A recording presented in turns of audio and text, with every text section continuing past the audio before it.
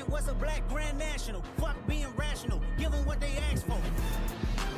It's not enough. Few solid niggas left, but it's not enough. Few bitches that are really stepped, but it's not enough. Say you better than myself, but it's not enough. I get on their ass. Yeah, somebody gotta do it. I made them niggas mad. Yeah, somebody gotta do it. I ain't take the G bad. Yeah, watch a nigga do it.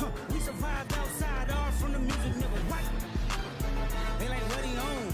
This the Alpha and Omega, bitch. Welcome home. This is not a song. This is a revelation. How to get a nigga gone. You need you a man, baby. I don't understand, baby. Pay a bill and make you feel protected like I can, baby. Teach you something if you need correction. That's the plan, baby. Don't put your life in these weird niggas' hands, baby. Whoa! It's not enough. Few solid niggas left, but it's not enough. Few bitches that are really stepped, but it's not enough. Say you bigger than myself, but it's not enough. I get on their ass. Yeah, somebody gotta do it. I made them niggas mad. Yeah, somebody gotta do it. I take the G bad. Yeah, watch a nigga do it. We survived outside, all from the music, nigga. What? Hey, turn this TV off. Ain't with my type activities, then don't you get involved. Hey, what? How many shit I see? Send them off. Take a risk or take a trip. You know I'm tripping for my dog. Who you with? Couple sergeants and routines for the get back. This revolution been televised. I fell through with the knickknacks. Hey, young nigga, get your chili up. Yeah, I admit that. Hey, black out. If they act out, yeah, I did that. Hey, what's up, though? I hate a bitch that's hating on a bitch and they both hoes. I hate a nigga hating on them niggas and they both broke. If you ain't coming for no chili, what you come for? Nigga feel like he entitled cause he knew me since a kid. Bitch, I cut my granny off and she don't see it how I see it. Got a big mouth, but he lack big ideas. Send him to the moon, that's just how I feel. Yeah, then it's not enough. Few solid niggas left, but it's not enough. Few bitches that are really stepped, but it's not enough. Say you bigger than myself, but it's not enough.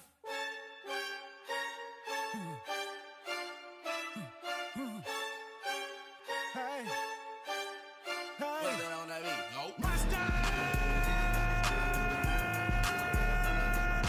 Niggas acting bad, but somebody gotta do it. Got my foot up on the gas, but somebody gotta do it. Turn this TV off, turn this TV off. Turn this TV off, turn this TV off. Turn this TV off, turn this TV off. Turn this TV off, turn this TV off. Ain't no other king in this rap thing, they siblings. Nothing but my children. One shot, they disappearing. I'm in a city with a flag, we getting thrown like it was past interference. Padlock around the building. Crash pulling up in a mark truck just to play freeze tag. With a bone to pick like it was sea bass. So when I made it out, I made about 50K from a show. Trying to show niggas the ropes before they hung from a rope. I'm prophetic. They only talk about it, how I get it. Only good for saving face, seen the cosmetics. How many heads I gotta take to level my aesthetics? Hurry up and get your muscle up. We up the plyometric. Nigga ran up by the Luxness up the highest metric. The city just made it sweet. You could diabetic. They mouth get full of deceit. Let these cowards tell it. Walking New Orleans with the etiquette, the LA yelling. Niggas acting bad, but somebody gotta do it. Got my foot up on the gas, but somebody gotta do it. Turn this TV off, turn this TV off. Turn this TV off, turn this TV off. Turn this TV off, turn this TV off. Turn this TV off, turn this TV off. Shit getting crazy, scary, spooky, and nerdy. It's crazy, scary, spooky, and nerdy.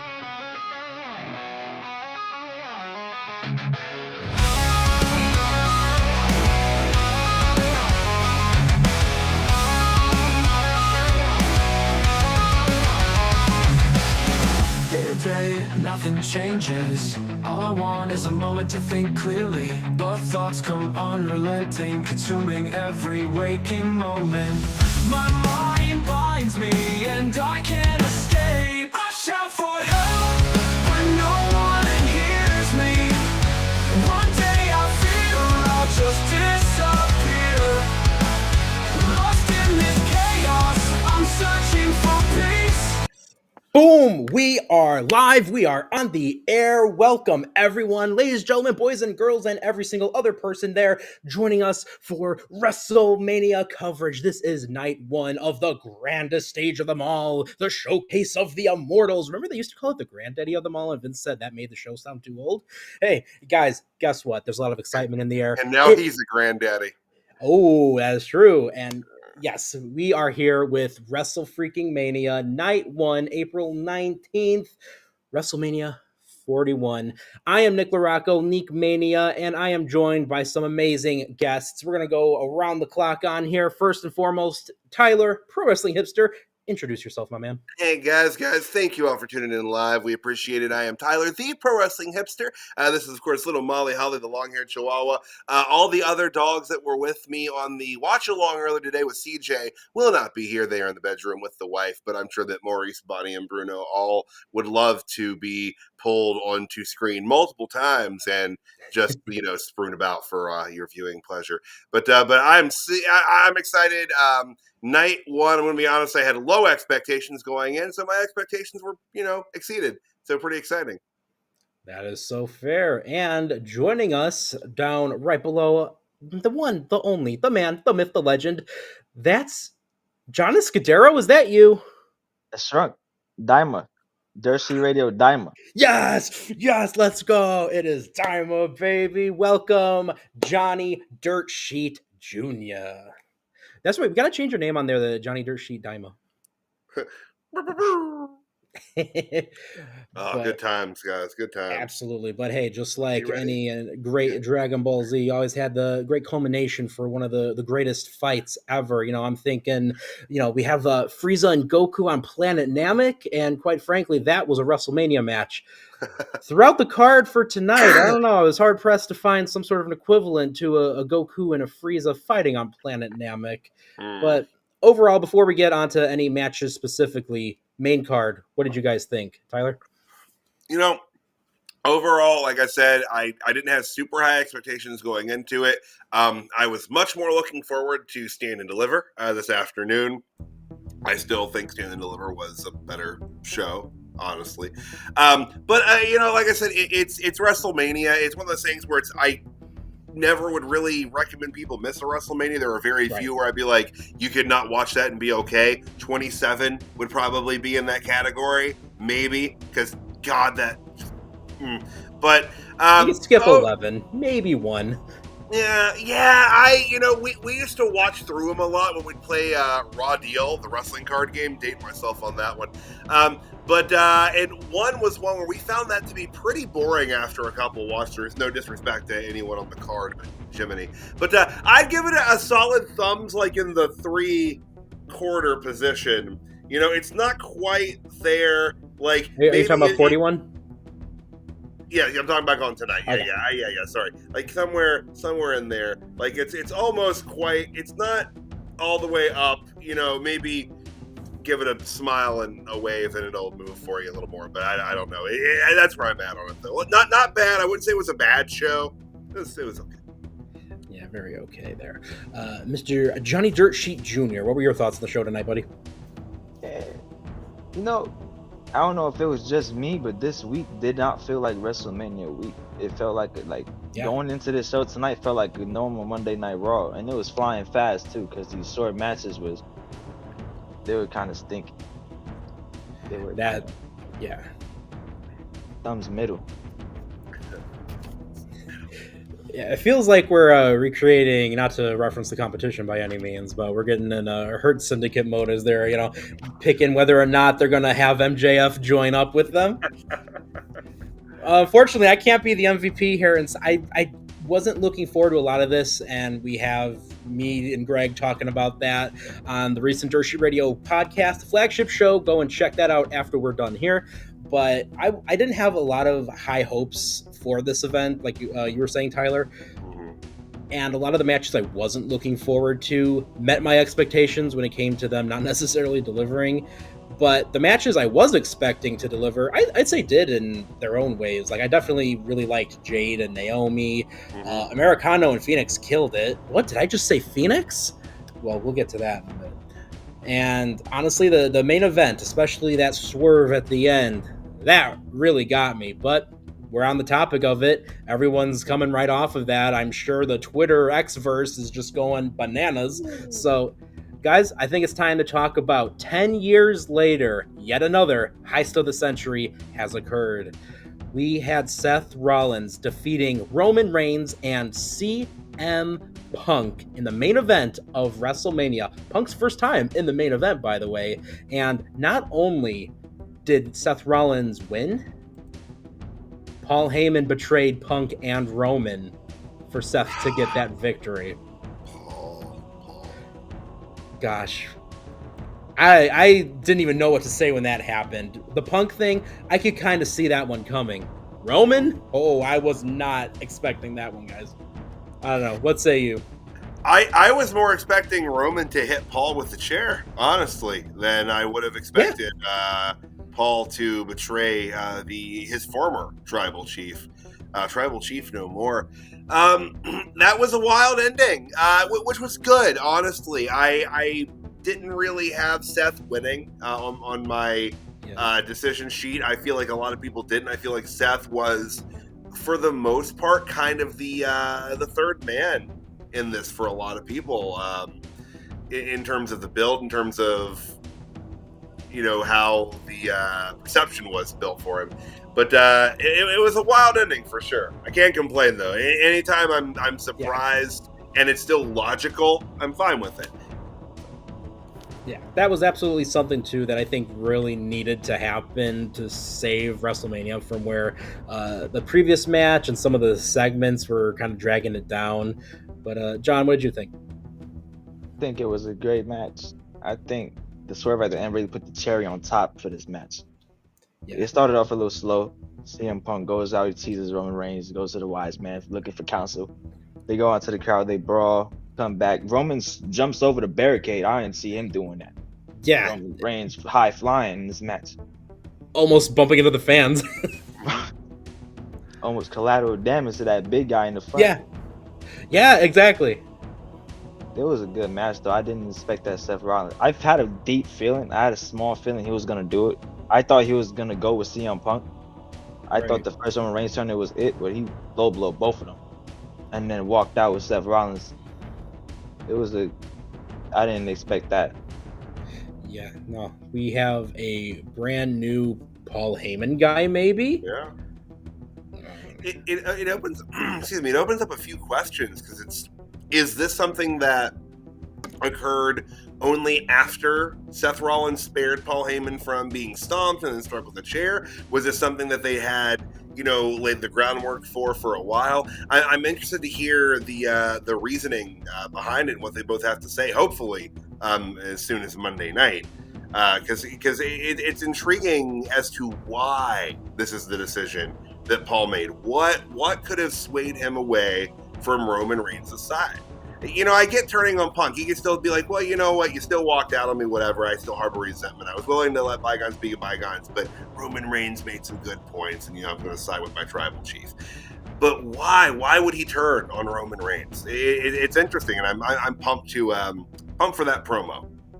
Right. I was kind of getting some vibes in there from, it was like Survivor Series 2002 when Paul betrays Brock Lesnar in favor of the Big Show.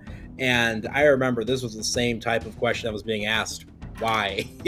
And there's a lot of reason behind it. I mean, it was a different Big Show in 2002, mind you, especially on that era of SmackDown. So, there wasn't a lot of the other memeage going around at the time, but this was a mean Big Show. This was a Big Show grabbing referees by their belts and throwing them over the top rope Big Show. Like, he was a monster. He absolutely was. So it wasn't necessarily like, it was so out of the blue. Like, it still made sense. And in this area, Rollins, there's got to be something there for why you wouldn't want to be with a Roman and or Punk. Brady over there in the comments says WrestleMania was a joke in the Hall of Fame. Wessel was a joke. Wessel. Said Wessel. Wessel. Sorry, excuse me. WrestleMania. I'm just saying. I don't know if it was intentional or not. I just want to read it as was written. Nuclear Wessels. Wessel. Nuclear Wessels. Wessel votes. I learned about the fake Wessel votes or Russell votes account today. I was unaware of it. That apparently it fleeced Meltzer one time. It was Wessel votes. He didn't read that it was Wessel, not Russell, and posted some false things. But Wessel votes, guys. Yes. But yeah, that match was absolutely wild, even just beyond the swerve. I agree with you, John, in the sense that it started off so slow. And guys, is it just me, or did that feel the same way for every single aspect of the matches tonight? They were all either starting slow, or there was a moment where it got way too uncomfortably slow, and I'm just like, man, I'm so used to very frenetic paces, not even from like AEW program, but I'm just used to that from even like Monday Night Raw now. Mm-hmm. Yeah, it was definitely a shift in tone and pace from Stand and Deliver this afternoon. Yeah. Now, Tyler, your opinion comparing Stand and Deliver to WrestleMania Night 1, anything higher or lower? If you only had time to watch one of the two shows, I would say watch Stand and Deliver, honestly. I mean, like, spot watch stuff from tonight, if you had a vested interest in a couple of the matches, like we'll get to Uso and Gunther, and obviously, the main event we're talking about now had a lot of fan interest, even from some, more casual viewers. But honestly, one over the other, I'd say Stand and Deliver. I think one of the reasons I'm even being a little lenient with my grading of tonight's WrestleMania is because I know there's a night 2 tomorrow. I know that they have another night of matches on the card to kind of bring up the tide that is this year's WrestleMania weekend, and I feel like that might be why I'm being a little more lenient. But God, Stand and Deliver was just awesome today. Oh, that's great to hear. And, quite frankly, when I'm looking at the card for night 1 and then looking at the card for night 2, I don't know. I'm looking much more forward to tomorrow. And I said the same thing on the show with Greg this past Wednesday. But yeah, I don't know. Well, do we have any other last bits to throw out there for that main event, guys? 32-38. Just want to give a time on that. 32-38. Gosh, that's not a terrible amount of time for a triple threat match, but when you consider the guy is in it, I'm surprised that Punk was able to go that long in the match like that, but you got Seth Rollins and Roman Reigns, so you got, the cardio machines in there. He had time. He had CrossFit Jesus running around. Who actually looked like literally CrossFit Jesus tonight, actually brought that back. No, exactly. So I was like, which is actually kind of telling. It was a rebirth, a second coming of, what Seth Rollins was for the longest time, a evil, dastardly heel. So there was actually a little tell in the entrance tonight. A shift in tone for the architect. Yes, the Monday Night Messiah.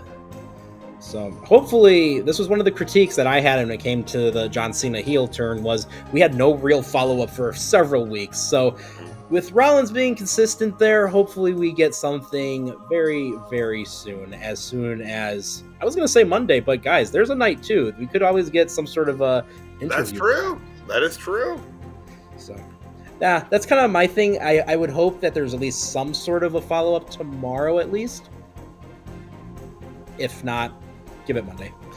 But we can take it on all the way back to the very beginning of the show, and quite frankly, guys, I think there's something very big we need to talk about that happened before the show went on the air. For those of you who might not have checked out the pre-show, and I'm surprised that they did this on the pre-show, we had a lot of fantastic representation out there alongside Triple H. And you can't have a triple without another one. Triple H and AAA announcing not just any type of a collaboration or partnership. TKO has apparently acquired AAA, so Worlds Collide approaches, and it's going to actually be Worlds Collide, and quite frankly, we're probably going to have a lot of this in the near future. I think it's also a little suspicious on the timing of this, coming off of, what was it, a week since AEW and CMLL had their announcement? Be suspicious. Don't be suspicious. So, huge news. Sorry, go ahead. Oh, no, I was going to say, I had a feeling this was coming, because if you were watching WWE, you could see Triple H has been putting the spotlight on more of the luchadors on his weekly shows. Yeah. Or the Mexicans. Absolutely. Yeah, it was a big surprise. Like, the news of the Worlds Collide thing hit when CJ and I were doing the watch along today, and Mac, big props to Mac, hit us with that information live. Said it came from Russell votes, so we knew it was reputable. And that's when we had the discussion about Wessel votes. But it was huge, and then pretty much not long after that was the news breaking that it wasn't just going to be an NXT Worlds Collide AAA collaboration. It was an acquisition of the company. So yeah, this is wild. What a weird time to be a wrestling fan. It's cool. It's cool. Like, I'm not going to complain about it. Like, it's fun. It's exciting. There's always something interesting happening to talk about. No, absolutely. And I made a post earlier on Nick LaRocco on Facebook. Hey, if you see Nick LaRocco ever sharing on Dirt Area, make sure you give me a follow. Shameless plug. But on top of that, I just wanted to say, I was getting a lot of vibes from 2001 when it came down to the ECW and WCW acquisitions, because that was around the same time as WrestleMania X7, and we have this announcement on WrestleMania 41. And again, it's not to the same level, it's not to the same degree. I doubt we're going to have a big pay-per-view about the invasion of AAA into WWE, but can you imagine? That'd be kind of fun. I mean, that's what Worlds Collide for, right? Right. But that's going to be pretty interesting. And the most notable thing for me, at least on here, was right there in the middle, Vikingo, right on WWE TV, making a debut on WrestleMania of all places too. And not the last we would see of him on television tonight. Also, can we take a moment, by the way? He's in his ring attire here. And then later on in the night, he's in a really nice suit. Like, where was the change? Yeah, that's a good question. Like, why? Oh, okay, maybe they were doing some sort of photo shoot or something as well. There's a his good renders. number of reasons. Yeah.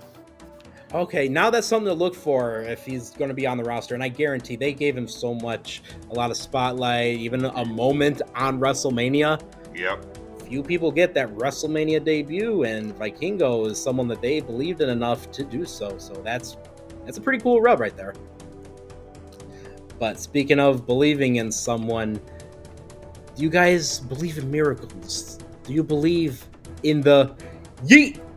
We got a new world heavyweight champion, as in the opening bout, the monster Gunther has been dethroned. Walter was defeated by submission by main event Jey Uso. This match was roughly 16 and a half minutes long, and again, world title has changed hands. Opening the show, the winner of the Royal Rumble is a show opener with the World Heavyweight Champion. I don't know what to think about that necessarily, but match-wise, what did you guys think? Tyler? Well, if you're not going to main event the show, open it is the next best place. I think there's some truth to that.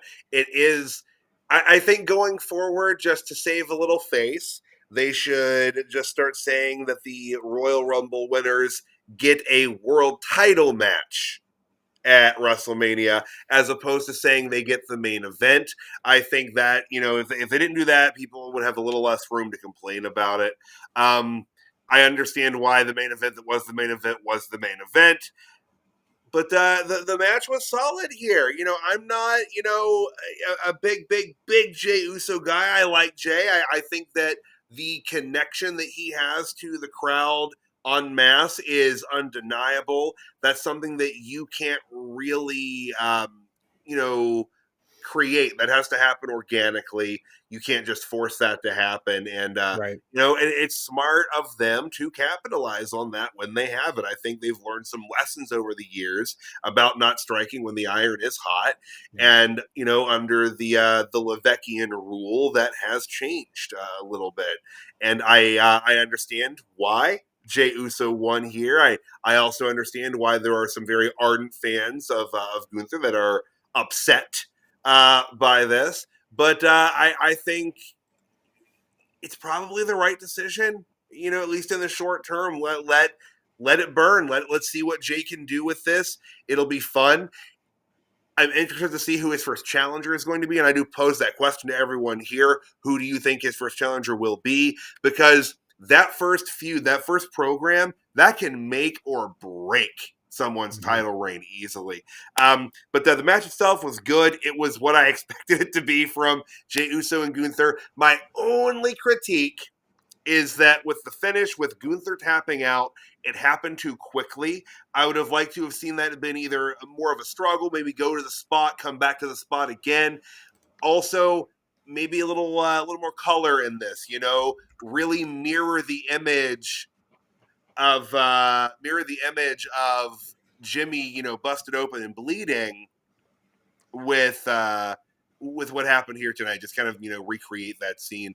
But otherwise, solid stuff here. I think that fans of Jey Uso are definitely happy. He got a hell of a reaction and response from the crowd. So pretty good opener.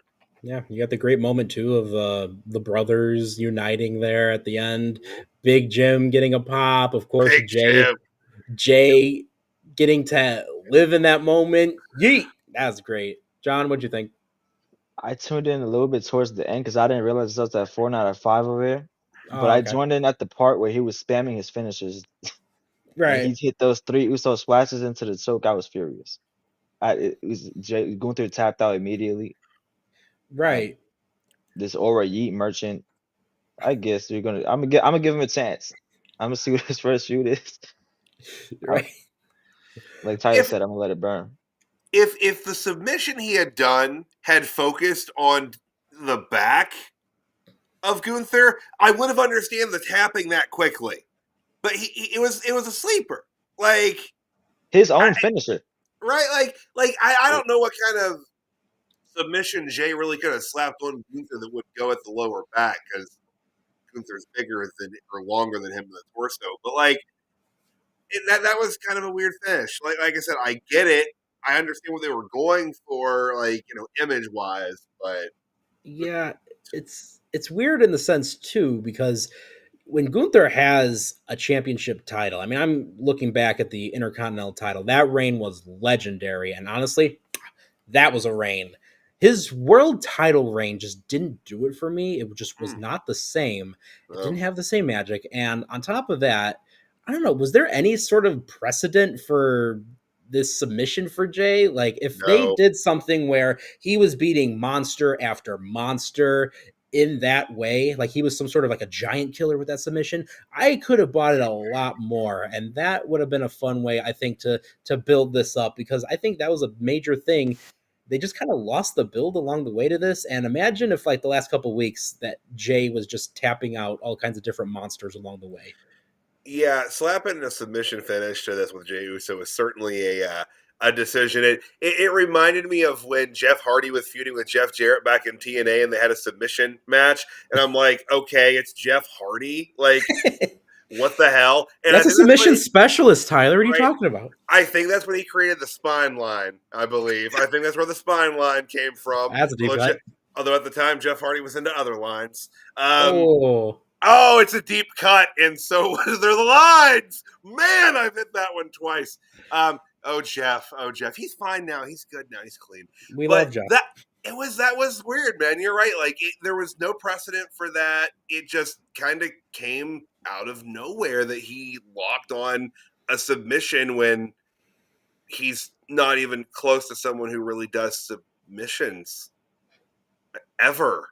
Right. And like, even if that's the case, like, I want him to be like he's done everything else. Nothing has worked. And at this point now, Jey can just basically do this one submission hold because he's got no other options left. And it's taking everything. And he just holds it just long enough to make it work.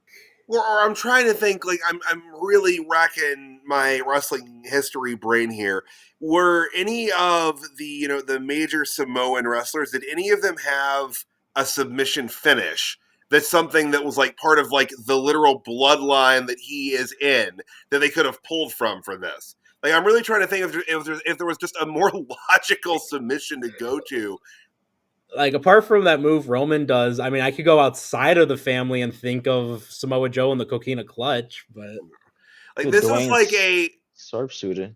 It's okay. There you go. Yeah, that might have made me more angry. Honestly, I don't know. Could you imagine the sharpshooter? Well, then people would have been really pissed that The Rock wasn't involved with this because there were some rumblings online, especially with Jey, like donning like the dark hoodie and the sunglasses that maybe he was starting to like, try to tip the cards that he was, going that direction. But yeah, I don't know. I feel like the sharpshooter might have pissed me off even more than the sleeper hold. But it was like stealing a finisher in 2K. Like that's what it felt like. He just stole Piper's finisher. Right? Like, oh my God. Oh man. But you know what? I will take this over what we could have had according to several months ago when they were eyeballing Gunther and Goldberg. Oh God. Oh man. You would have heard me more angry tonight than, because Goldberg probably would have won that fucking match and I would have been so mad about it. I might have cried a little. Oh, can you imagine? You know what would work for me, brother? A spear, a jackhammer, 1, 2, 3. Oh man! If the onions beats. Gunther just sandbags Goldberg, Goldberg just topples in the ring. Oh man, that would have been brutal. That would have been brutal. But you know what? For the match itself, it wasn't terrible. It's not. I don't think this would have been my choice for opening match, but like you said, if you're not going to have your world title match to end the show, you might as well open the show. But fellas, if we didn't have any last bits to throw on there for this one, we'll take it on to the next one. Oh, one more thing. Sorry. And they pointed this out on commentary, and I can't remember who said it, and I was real glad they did, because this had so much anger on Jey Uso's side. Bit there. Like, Kevin McAllister yelling at the basement. But like it had so much anger and just, blood feud written into it, and they opened the match with a collar elbow tie-up. Jey Uso should have shot out of that corner swinging his fist, not going for a goddamn collar and elbow tie-up. It's not the first time this has happened in a feud. Was it Bobby Roode and James Storm did it in TNA like 15 years ago? It pissed me off then. Like, no. So, sorry, that's it. I meant to rage about that earlier. Now I feel better. Thank you. Just let it all out, Tyler. That's what we're here for, buddy. Molly's under a pillow now, so I'm sorry. Man. Oh man, you got a lot in there. Mark, hey, how's it going? Thought the same about Jay. Would have sold the story. Exactly. Hey, Onions asks us, how do you think tomorrow will end? Well, that's a good question. I don't think a lot of people want to see this one, but I joked about WrestleMania Night 2 becoming WrestleMania Naito for Tetsuya Naito to come out with John Cena for no reason other than we recreate WrestleMania 9. John Cena gets the title, and CM Punk pulls the Hogan. He was wearing yellow tonight, so it would work out in Vegas. We just had the WrestleMania 9 documentary, of course. If you hurt my friends, then you hurt my pride. CM Punk goes in there, challenges, gets the title, brother. That works for him. I mean, that would be interesting for sure. I think that was his want pipe that bomb gear. I think that was his pipe bomb gear. Oh, just minus the Stone Cold shirt. Yeah, I thought it was the gear when he won the Ring of Honor title. The yellow trunks. I need to see what the trim is on there. We got some deep cut references there. It's a callback to something. It's for sure a callback to something. But that was the thing too, was CM Punk was all about the callbacks tonight because that video package before the main event, that was choice. Yeah, like Living Color, awesome. But then you also got this Fire Burns. Oh my gosh, when they hit the chorus at the end there, I had goosebumps. That was great. Like, I'm not to be The Rock, but I didn't realize how much I appreciated that song until it was gone. I dug it. And it's wild that was for Randy Orton initially. That is true. Like, this Orton burns in your life. And don't forget Judgment Day 2006. Oh my God. Judgment Day 2006. Not the team for our much, much younger audience. No, which we also got a follow-up question about tomorrow. Who's going to be Randy's opponent? Solo Sikoa. Yeah. Yeah. Okay, I've been seeing a lot of different things. This is the first time I've heard Solo thrown out there from you guys, so that's pretty interesting.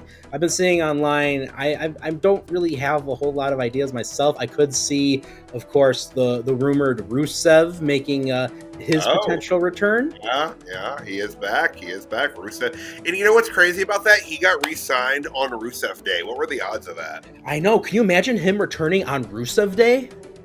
Just wild. Just wild.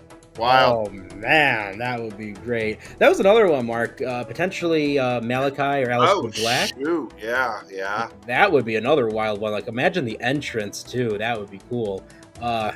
I've seen a few people bring this up, and we joked about it earlier. But Goldberg, I've seen people suspect. Stop trying to shoehorn Goldberg into WrestleMania. Stop trying to make Goldberg happen. It's not going to happen. Words cannot describe how much I don't want to see Goldberg and Randy Orton.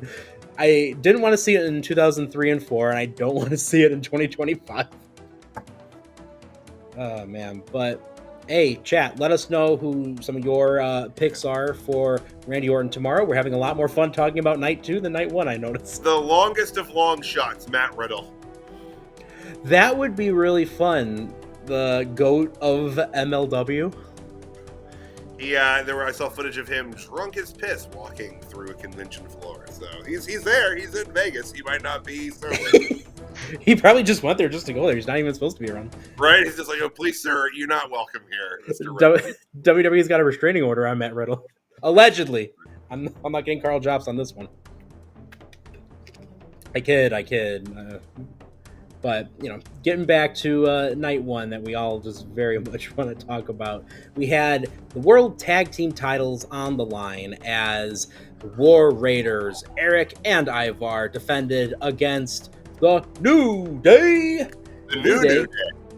New Day, exactly. And New Day was coming out there with their Giant Gonzalez inspired attire. Like, that cool. Is a deep cut. That was awesome. And a great way to factor in that the recent WrestleMania 9 documentary. But hey, guys, we got new champions. Those eyes! Look at them. Look Jeez. At them. Oh my God. Had lust in your eyes for the titles, War Raiders. Oh my God. This was short. I thought. Like 9 minutes, 12 seconds. I thought that we'd get a little more time to this. I was a little surprised that the New Day won, I'm going to be honest. Yeah, I am too. I had a feeling they were going to win, beyond just the fact that they're wearing their Giant Gonzalez tribute attire, of course. But you have to factor in the way that they were talking about, oh yeah, they're coming into WrestleMania with terrible records. And when you talk about how they've lost more matches than they've won, true. That's kind of cueing me in. All right, we're going to give them a victory here, aren't we? Yeah. That's a good point. All in all, like, this was a pretty fun match. But John, what did you think? I wasn't really all the way tuned in, but one thing I kept hearing through the first 5 minutes is Pat McAfee talking about the Hog Rider. This is irritating. He needs to go. Thank you. He's flipping terrible. At least he stopped talking about poop so much. Like, he was talking about poop a lot. That is so fair. Someone pulled him aside, probably was like, Pat, you gotta. Like, he played. I'm a native West Virginian. He played for WVU. Like, they love him in my home state dearly. But yeah, I'm not a big Pat guy. That is absolutely fair. But you know who I am a major supporter of? Big Ivar. That dude can flip and fly like he's a cruiserweight. A big, heavy, what is he, like a 300-pound Viking should not be able to fly around like that. Like, the dude's offense, and he was doing and bear in mind, he's going up against, Xavier Woods, who he doesn't really do a whole lot of flying, but, he does have a little bit in his arsenal. And then, of course, the legendary aerial assaults from Kofi Kingston are just iconic. So the fact that he's being able to take both of those guys out, I thought was a pretty cool touch to, at least in a way, keeping them looking strong, so to speak. Mm-hmm. But yeah, we got new tag team champions and a new reaction picture. Of course, the jump scare. Oh my god, yeah, it's cool. Like we got a new reaction picture out of that, and I don't have it here, but like I got a new version of the surprise Pikachu meme thanks to Wes Lee this last week on NXT Tuesday night. So it's good. It's a good time. Or 2 weeks ago. Oh, But yeah, it's a great picture. Good times for to be a memer in pro wrestling. good times indeed. And hey, let's go on to the next match. Jade Cargill versus Naomi. This one itself was, in its own right, pretty historic because it was the first singles match in WrestleMania for women's wrestler that didn't really have any stipulation or championship title attached to it. So kudos for Jade and Naomi to make history. And beyond that, kudos to Jade for securing the victory on Wrestle Freaking Mania. Yeah, she secured the victory better than she did her top for the majority of that match. Oh, There were so many close calls during that. Like my wife was still out here during that. She was just like, she's like, my goodness. She's like, between her and Naomi, it's every move. One of them was adjusting and pulling up. The glue or tape was not being friendly tonight. But that aside, had to get that out of the way so I could say this was fantastic. I think this was Jade Cargill's best WWE match to date. Naomi worked really, really hard in there with her. Jade Cargill gave it, I think, everything she had. And I give a lot of credit to Naomi in this. I think she did a lot to make Jade look really strong. Jade had a lot of big power spots, and those don't work without assistance from who you're working with. And yeah, like, she sold her ass off for her. It was, I think, a fantastic match, and I'm not really a big Jade Cargill guy. Love Naomi. I've been on Naomi's side since her humble beginnings as a Funkadactyl, maybe one of the worst gimmicks to ever on a roll. Great. I love that entrance theme, though. That's on my iPod, still in the car. Yes, I still have an iPod. I'm going to be 40 in like 2 weeks, guys. This is where I'm at. But I dug this. Naomi's great. I thought she was great even when they first split out. It was clear that between her and Cameron, there was a Jannetty and there was Shawn Michaels there, and she was the ladder on that. But I thought this was fantastic. It was cool, again, like you said, that it was a women's match with just, pride and, retribution on the line here. And that was going to see grudge match. Yeah, a story strong enough to not have to involve a championship. And yeah. I love that. So kudos to them on that. And big moment for Jade Cargill tonight. Absolutely. John? I had a lot of fun. It was good. Two women going face to face, no stipulation, no title reign. Mm-hmm. Triple H, see two African Americans, let alone. Yep. And then that one nasty powerbomb at the end.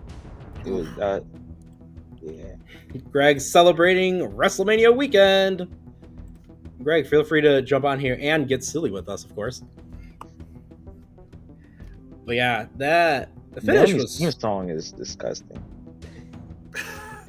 That new theme song.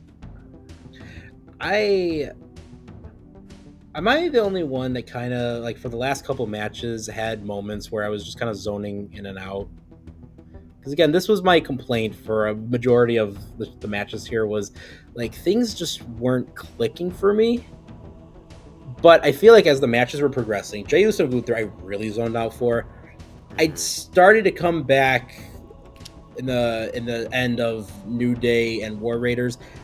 Didn't zone out too much for this one, but like towards the end, they got me in there, and the way Jade really it picked up. So kudos to both these ladies, and I think too you could tell with the crowd that it was very similar, and the way Jade got that victory at the end when she hit the Jaded, like, when she lifted Naomi back up to go into Jade, I was just like, wait, what is she doing?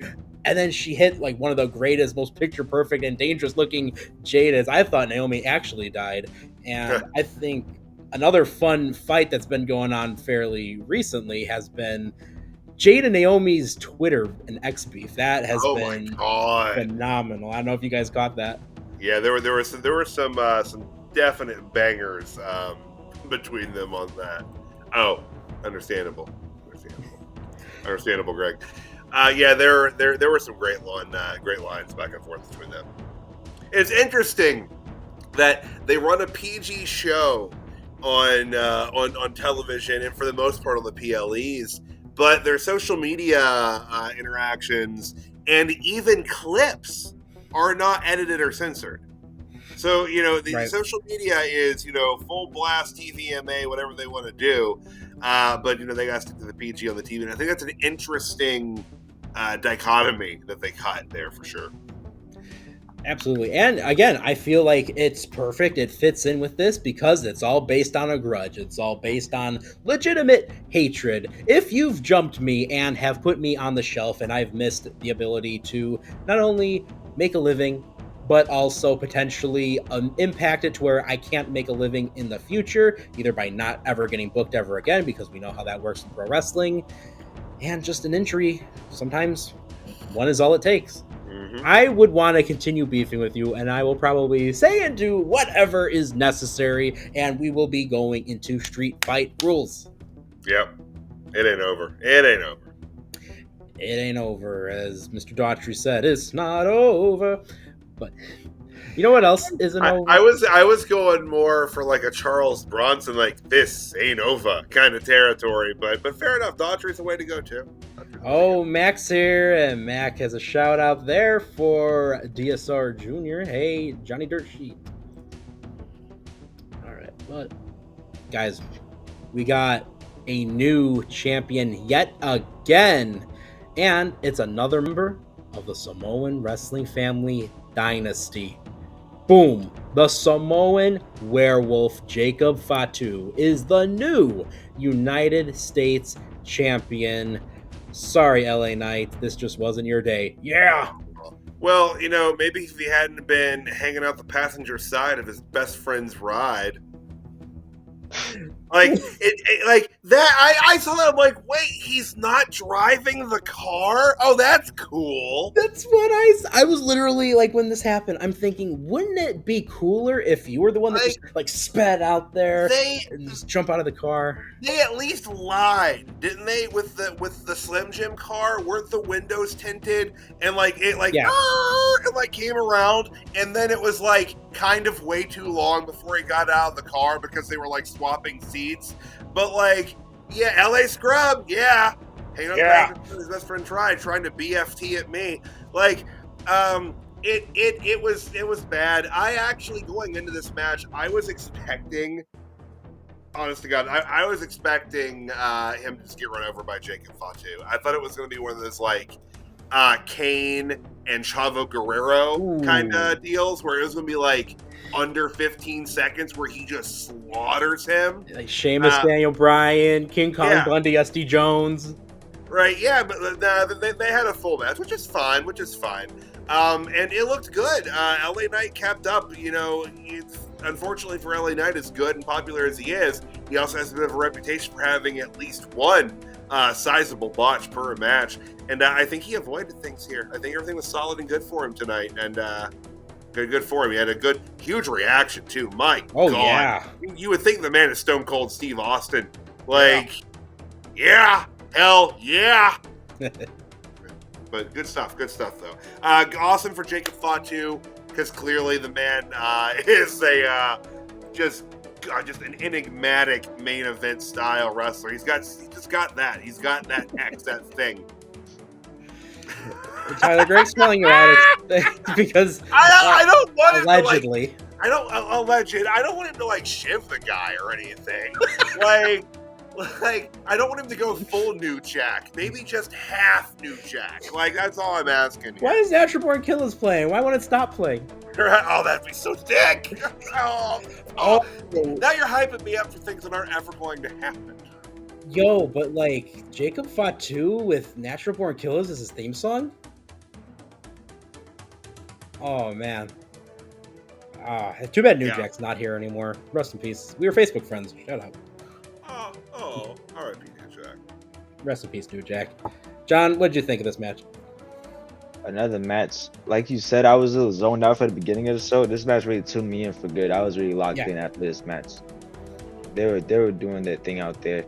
It was short and sweet, too. A little 10-minute match. Mm-hmm. Yeah, I think that's honestly like a huge compliment to this match. Is it did not feel like it was too long for what both these guys needed to do. All in all, I'm really happy that Jacob Fatu is the champ because I really just want to see the U.S. title open challenge, and I want Jacob Fatu to just for the first several weeks just obliterate people. Like I want him to be a Jacob Fatu that if he's not entering literally to natural born killers, I want you to think that he is because he is just obliterating people. That is who I want to see as the US champion. Sorry, Mr. Yeah. Yeah. Charles Robinson looked worried in that. It wasn't that long of a day. I was up early, but that's because we were doing last minute Easter shopping. So that's really what that. Yeah, we're procrastinators in this household. When two procrastinators marry each other, it can be dangerous. Ooh, this was very like a very ethereal song going on here because there's a lot of mystery attached to this next match, fellas. We of course have the greatness of, and this is me just stalling so I can find the picture. Boom. Wait, that's not Rey Mysterio. Is that Rey Fenix? It's still a Rey. A Rey's a Rey is a Rey. He's a Rey. But hey, Rey Fenix ended up trying to take on El Grande Americano.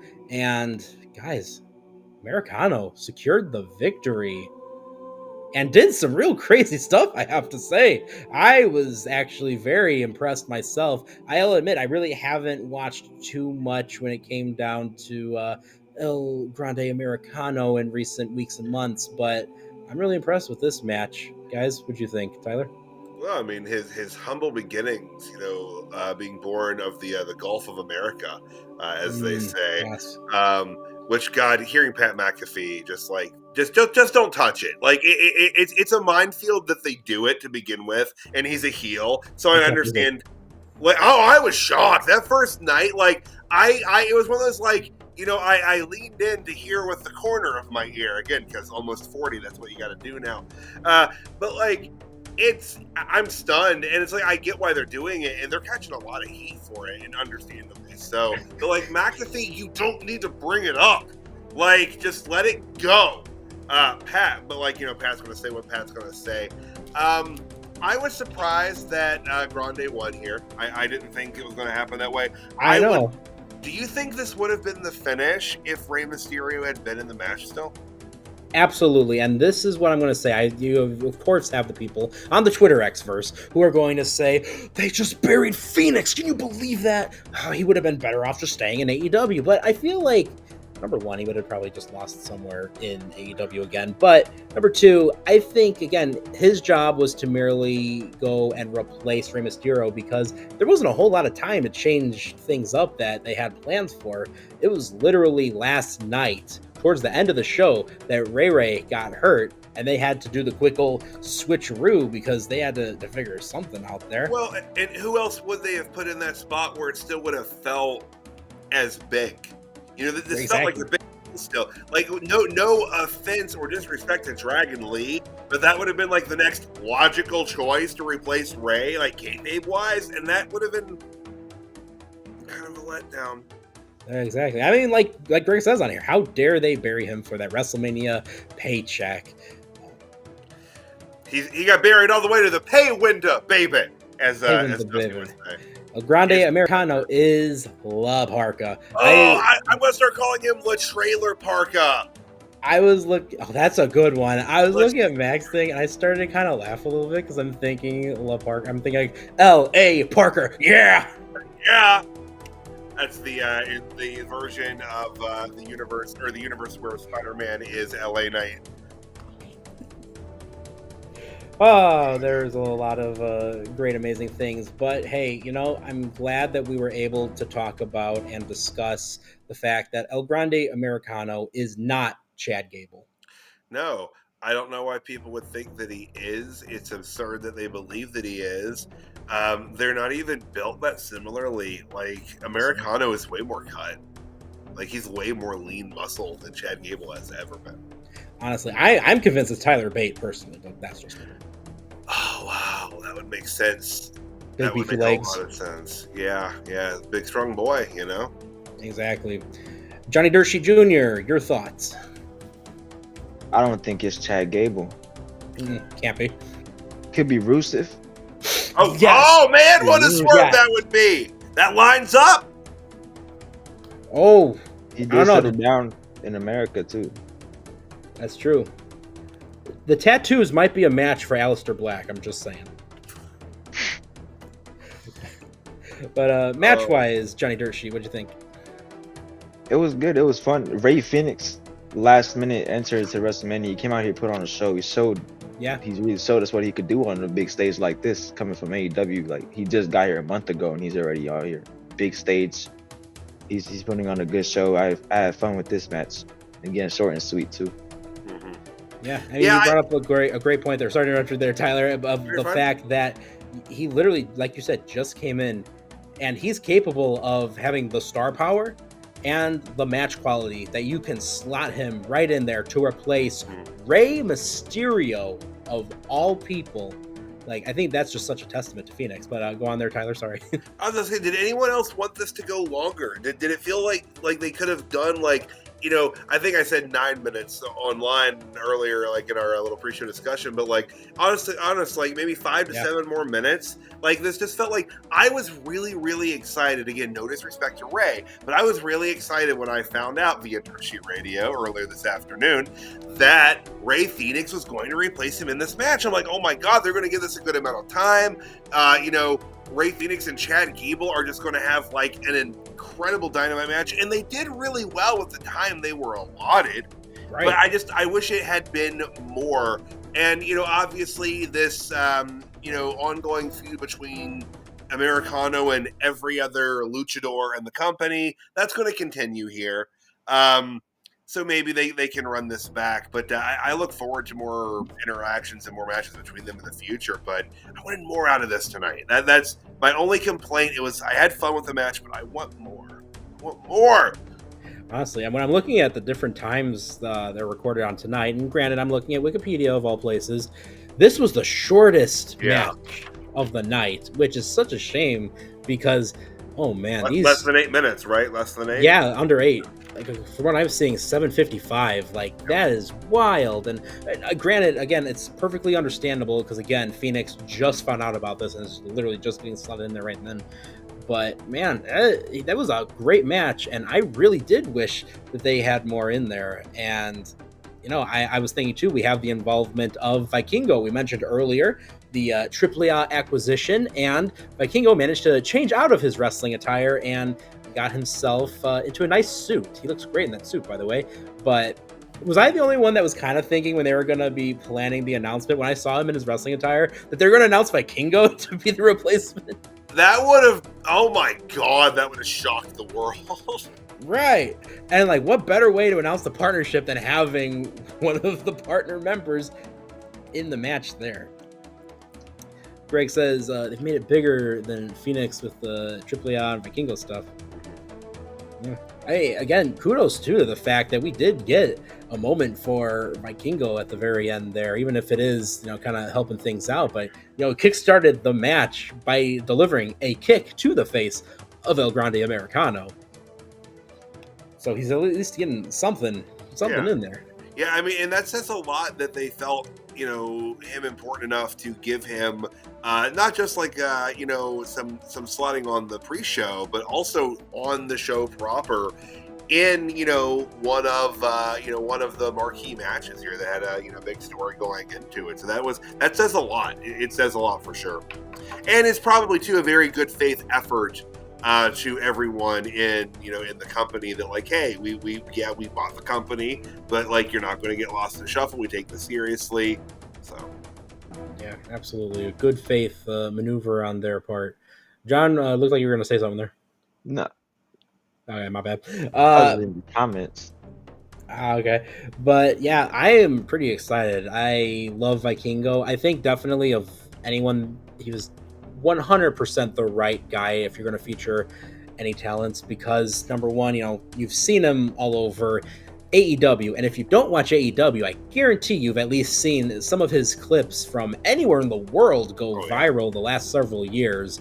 He's without a doubt one of the most famous wrestlers of recent time when it comes to the social media side of professional wrestling, which I think is great because, you know, back in the day, he used to have a ton of different freelance talents that would travel throughout the territories, and you'd occasionally see those guys going into one show to another, like I'm thinking like, you know, like a Wild Bill Irwin, for instance, and I'm thinking Vikingo is miles better and miles more energetic in the ring than Wild Bill Irwin, and I'm not comparing the two by any means, but it's nice to see like a modern day sort of a freelancer. And I know he's not technically that with a AAA deal, but it was so cool to see someone that's been so heavily viral outside of the major American companies getting featured on such a big show like WrestleMania.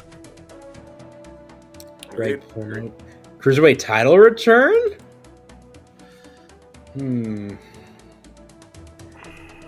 I have mixed feelings. I'm biased, as you guys know. This is another shout out, shameless plug.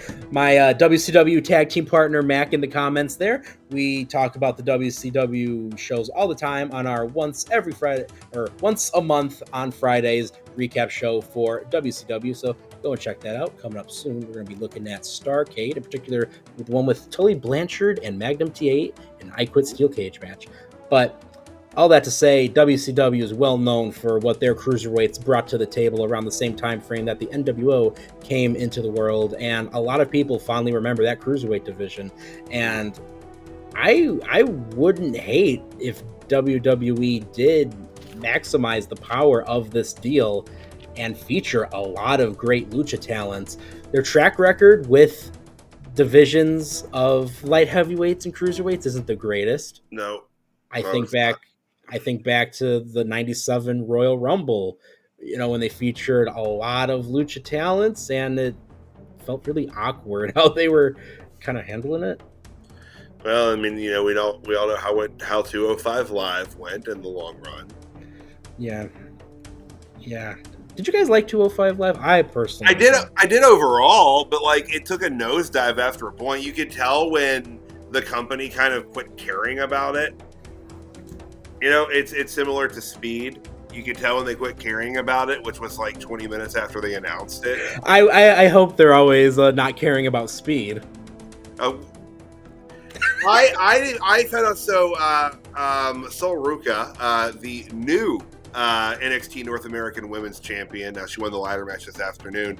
I found out after that match and after the event via Twitter, when she shared a post of her holding both her North American Championship and the Speed title. Had no idea that she was a Speed champion because it's not ever mentioned at all on regular shows. What is the point of that belt?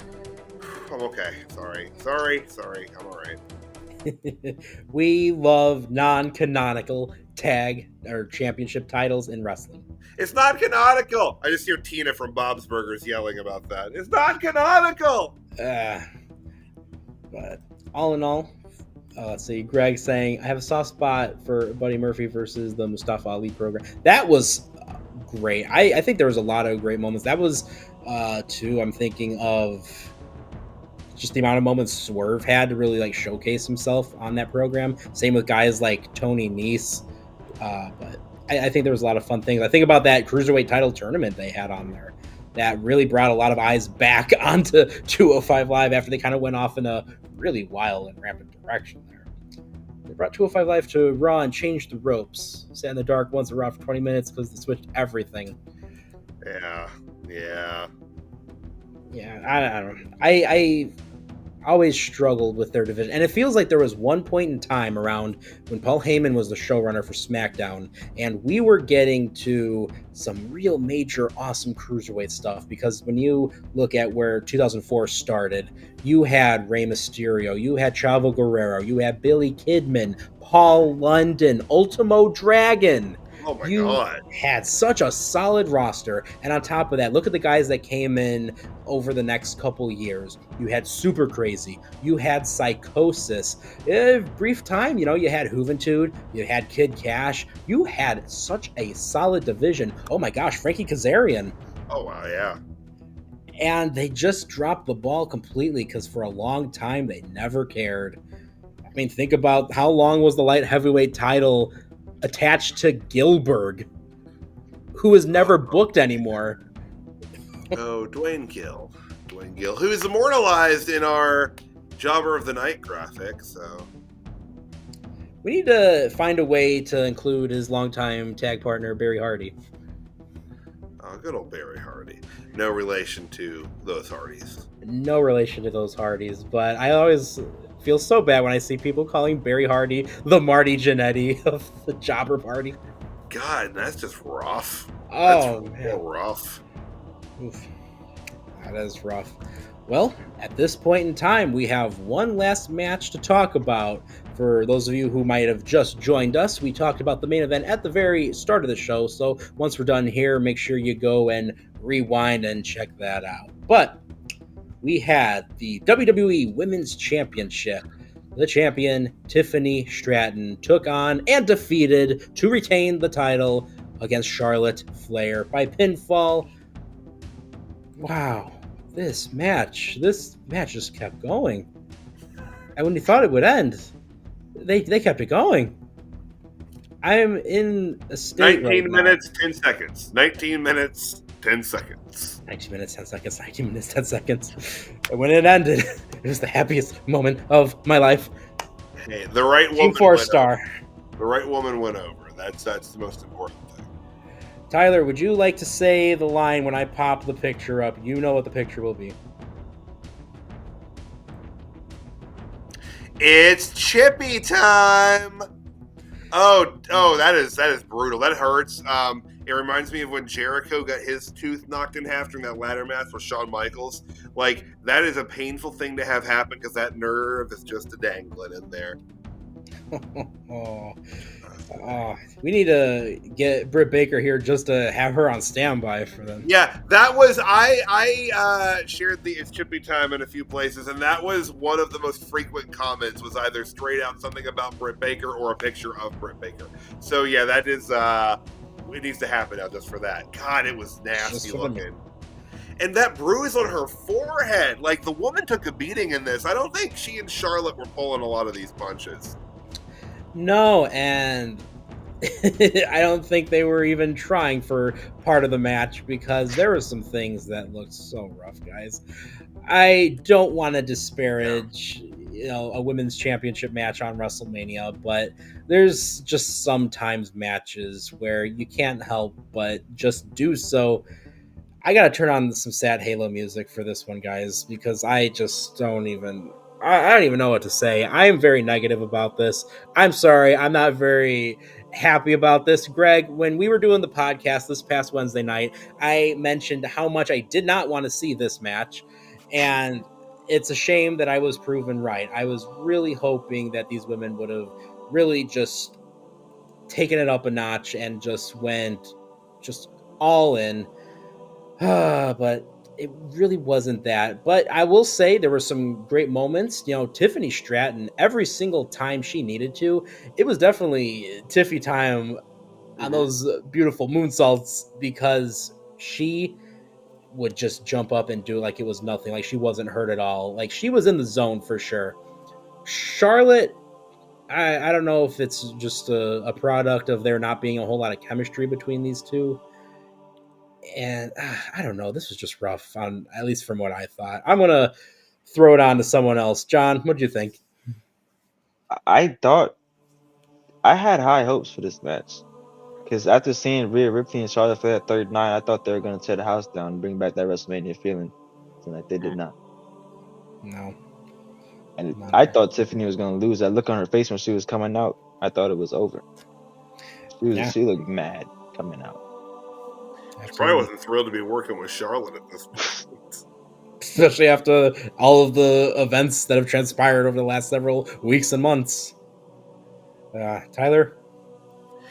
This was longer than I think it needed to be. I'm not really a big Charlotte Flair person. So I wasn't particularly happy that Charlotte was even in this match to begin with. But it could have been worse. The crowd was, I think, pretty happy and relieved that Tiffany retained. I think that the crowd would have really, really shit on this had Charlotte Flair won it. But it wasn't. It's not going to go down in the annals of WrestleMania history as one of the best women's title matches. Yeah.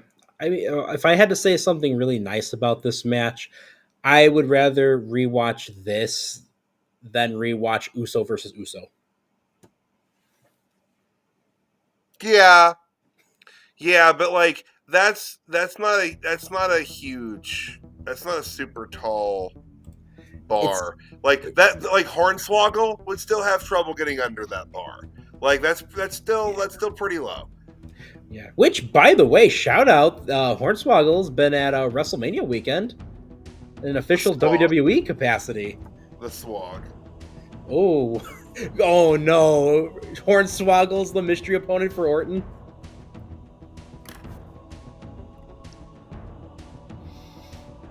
All right, so I guess we're just never gonna watch night 2. No show, none of that. No. It can't be the Swag. Although the Swag has been the answer to so many things that they booked themselves into a corner of. Wasn't Hornswoggle revealed to have been the secret GM? Yes. Yeah. The anonymous he was Vince's son. Sorry, Tyler. It's okay. It happens. Yeah, there was a lot of moments on tonight's event that overall it was kind of a rougher night. Again, high hopes for tomorrow's card because real quick rundown. We're going to have triple threat for the Women's World Championship. The champion Io Sky taking on Bianca Belair and Rhea Ripley. That's going to be awesome. But we go from a triple threat to a fatal four-way as the Intercontinental Champion Braun Breaker takes on Penta, Finn Balor, and Dirty Dom Mysterio. I'm going to be Excalibur mode here. I'm going to rush through these.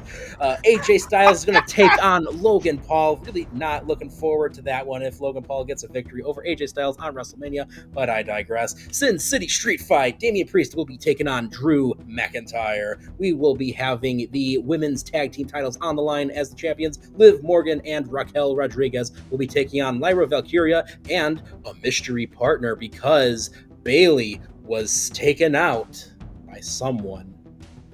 Don't know who. Could her partner be a man? Oh, the partner should be Molly. Oh no, Molly, you can't get it. Would you team with Bird Lady? Molly thinks Bird Lady's good. That's the man. It's a man. That's the Becky. Are we all thinking Becky will be the mystery partner? John? I don't think there's no one else that comes to mind who it could be. Honestly. The man. The myth, the legend, the man. And, of course, getting back to the card rundown, Randy Orton will be taking on the open challenge to be announced opponent. We went through a lot of different predictions. Hopefully it's not the Swag. Hopefully it's not Goldberg. There's Alexa Bliss. That would be follow-up. And we can find a way to honor Bray. She just comes to the ring and sets Randy on fire. That's what Bray would have wanted. It is. It really is. It truly is. It's like a movie, the immolation of Randy Orton. It's like one of those art house flicks, Exactly. But we get to the main event for the undisputed WWE Championship title. The champion Cody Rhodes will be taking on Jonathan Felix Anthony Cena. Felix Anthony Cena. Is that really his full name? Yeah. Wow, I had no idea. He is John Felix Anthony Cena. He should have gone by Felix the whole time. He should have been Felix Cena the whole time. Oh, John Felix. John Felix. That makes him sound though like. Then I just think for some reason Felix Unger from The Odd Couple. So I don't know if that would have worked. Good old John Felix, John Anthony, JFAC, JFAC. We'll make it work. We'll edit this in post. but that will be on the card for night 2 on 4/20. I don't know why they decided, hey, let's put WrestleMania weekend on the same weekend as Easter, but you know what? They did that. Yeah, it was definitely a decision. Thanks, TKO. Exactly. Yes, the prototype. Well, guys, this has been a WrestleMania. I think real quick, we had some seems like different points throughout the show. It was a struggle to get through some of the matches, but I wanted to ask, do we have any matches of the night?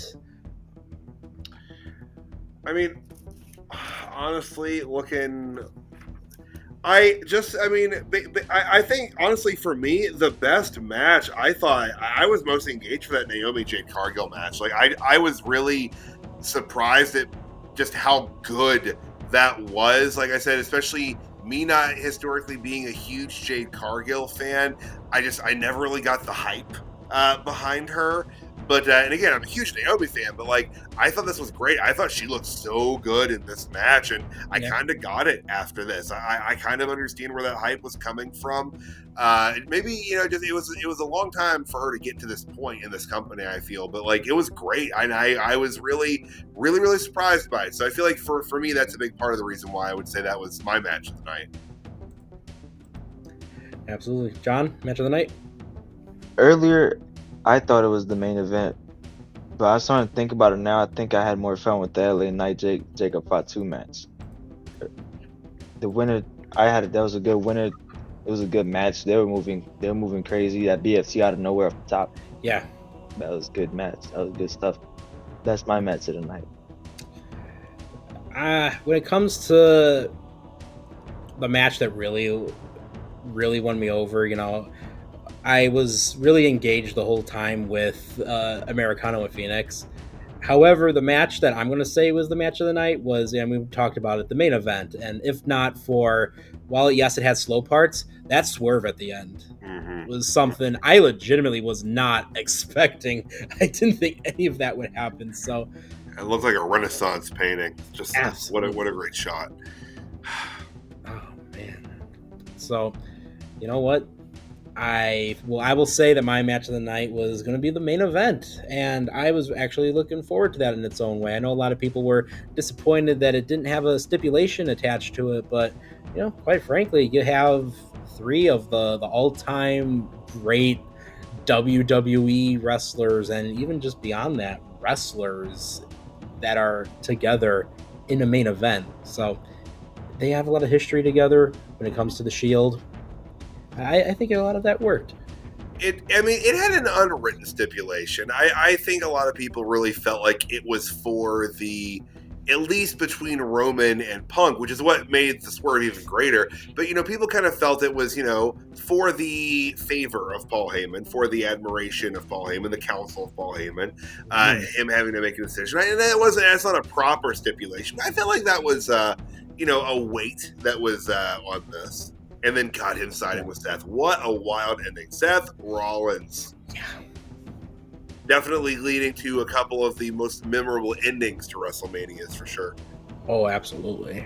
Like, we look back at last year's WrestleMania, and that was just the culmination of, when you really looked at it and take things apart, that was 10 years of storytelling that culminated. So I would hope that would be good. And in this instance, this was, unless they mention something otherwise tomorrow night or on Monday Night Raw, this just kind of came out of nowhere, which itself is just vastly different from 10 years of storytelling. But it kind of also, if you think about it, was the 10 years of storyline, because Heist of the Century 10 years later.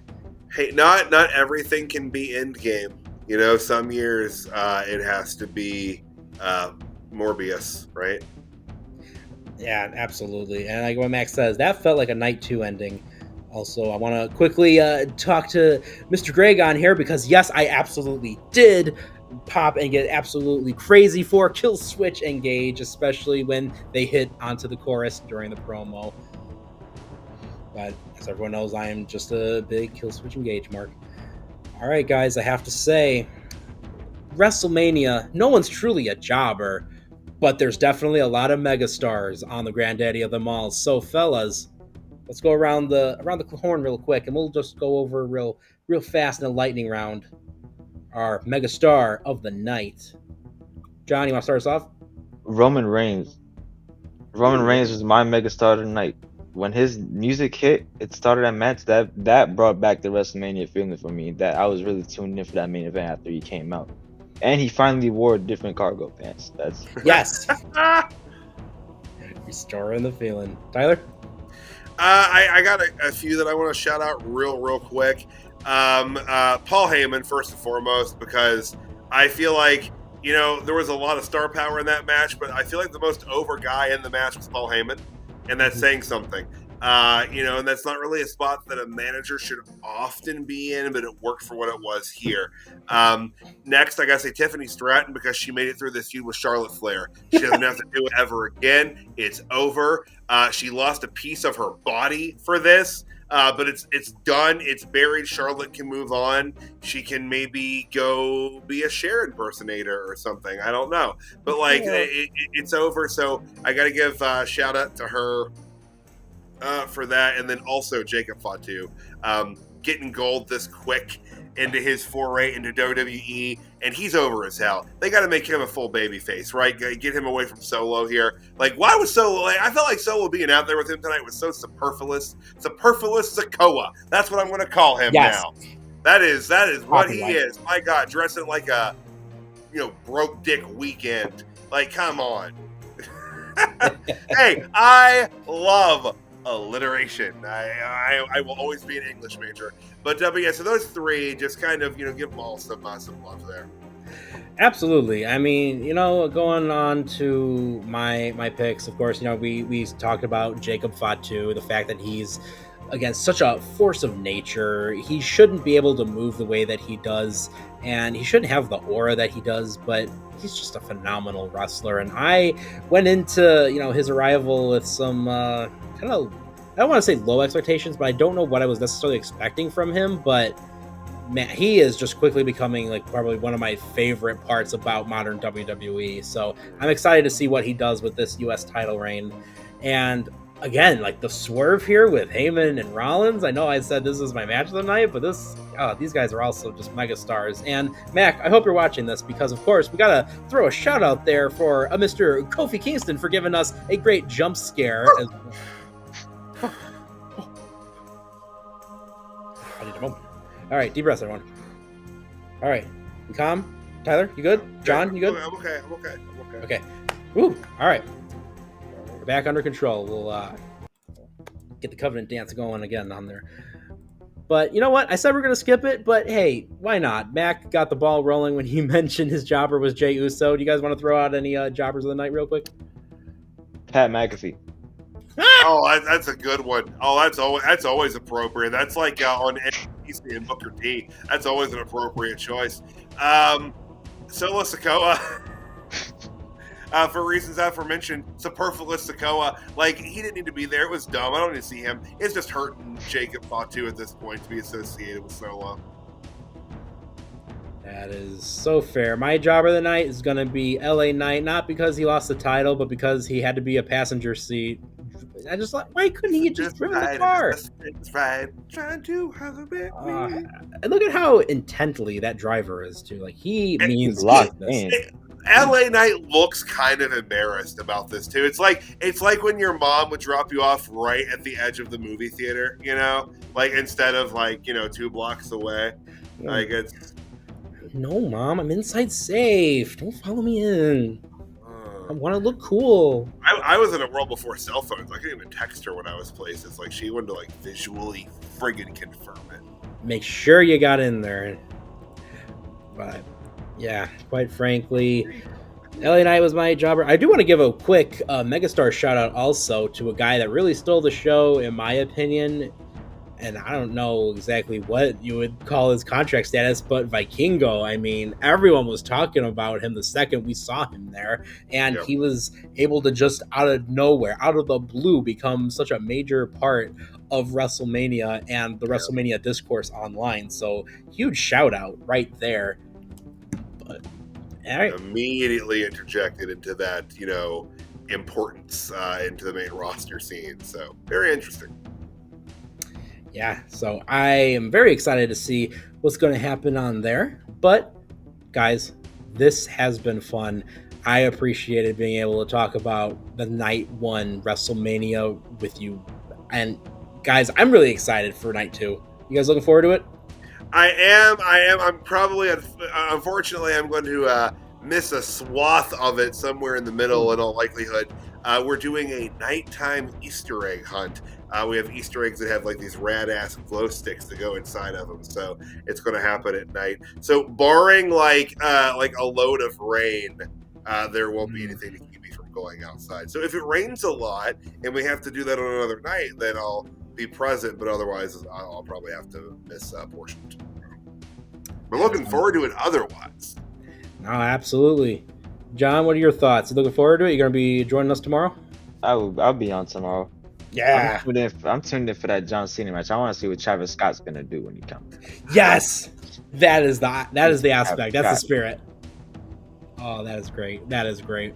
Oh yeah. And I'm fairly certain I'm needed for this, so I will be there. Matt, Greg, you guys gonna be joining? Oh. And 4 children.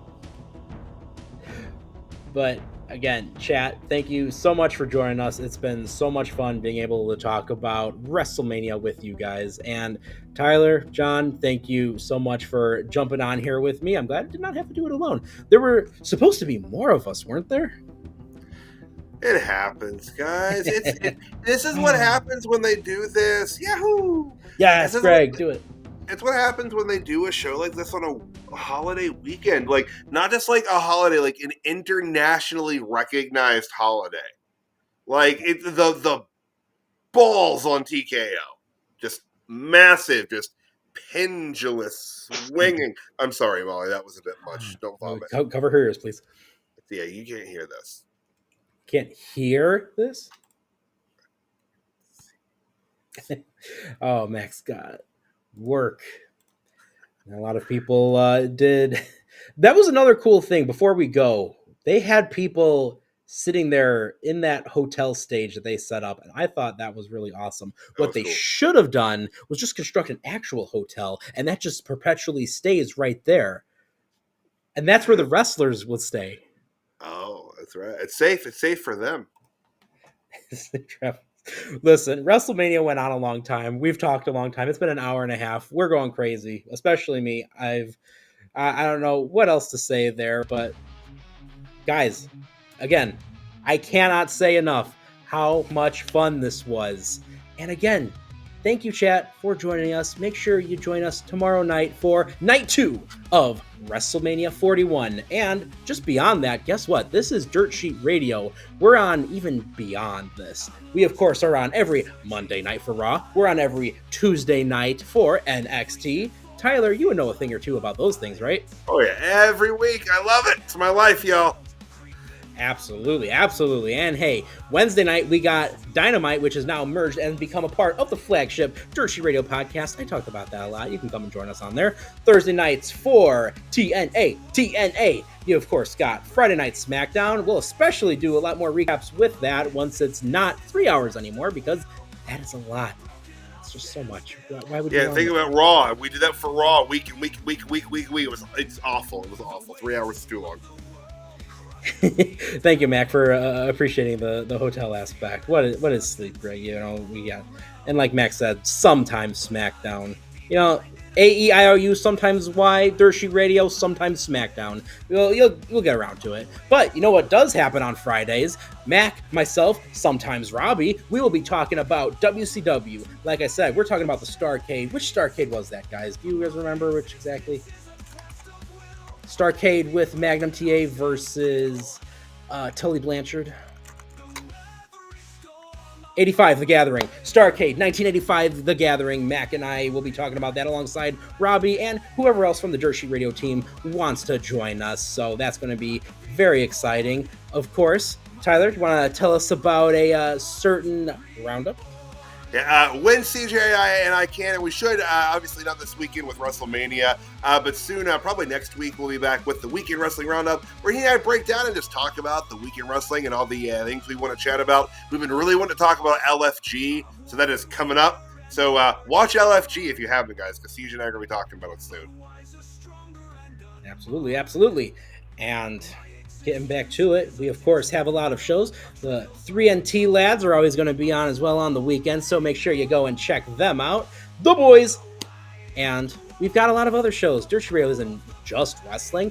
You got the Otaku Cafe, and I really want to organize a thing for those of us on the Dirt Sheet team who are gamers. There's a game out there called Repo, and I wouldn't mind getting some of the crew together for playing through that, having some fun. Tyler, John, I would love if you guys were joining me on that as well. And Molly, too. But it's hard for her to work the controls. I gotta restart the song now because I went on too long with my spiel, my tangent at the end there.